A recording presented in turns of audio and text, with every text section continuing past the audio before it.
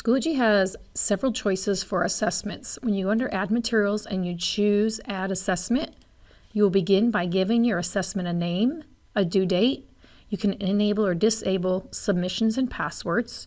You are required to give it a category. It should default to whatever 6 weeks it is, or you can add in individual assignments. You can publish to students, so it's the same options that you have with assignments. I have one started, so I'm going to cancel out of here and I'm going to open up the one I have started. When you first open it after naming it, you're going to see these options. You can have instructions for students, but you'll want to take some time looking at the different options that you have. For example, the assessment settings. You can set up the time limit. You can randomly order questions automatically, show possible points for the students, and then you go through and you can read the different options for assessment toolbar and student settings. Once you've made those changes and set it up the way you want, you can then go to your questions. Questions are where you're going to add in the questions that you have. Looking on the left-hand side, you can see you have a large variety of question types. So you're not just limited to your multiple choice or your true or false questions. When you create these, you also create the correct answer. So even if you choose, let's say, a label image, it's going to allow you to label that image so that the correct answer can be documented and automatically graded. I've already created 2 questions. One is just a simple multiple choice, and the other is where you uploaded a file to have it labeled.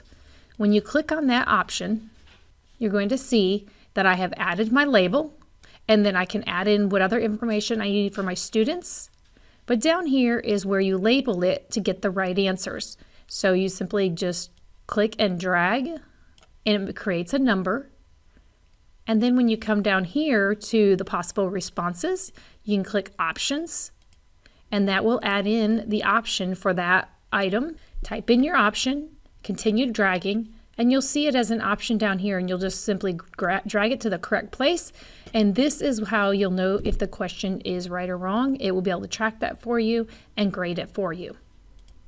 When I click Save, it's going to bring me back to where I create my questions, and I can then continue adding questions. To add questions, I click on the type of item I want to use and then complete that task.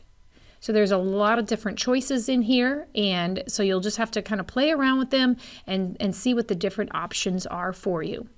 If I open my multiple choice, you can see I've already created my option choices, and then where it says correct answer, I selected the right answer. But I also want to point out to you each question is different, so if you'll have some additional options here, and you can make adjustments to those options. And then finally, and probably most importantly, is I would highly recommend aligning to your learning objectives or your TEKs so that it will track for the student, and you will be able to keep track of the student's progress with each TEK that you give them. When you're all done, click Save, and your assessment has been saved.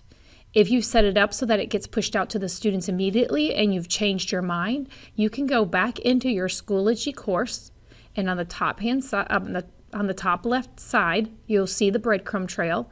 Click on your course folder, and then on the right hand side of the Schoology assessment, click on the drop down and choose Unpublished. This will hide this assessment from your students.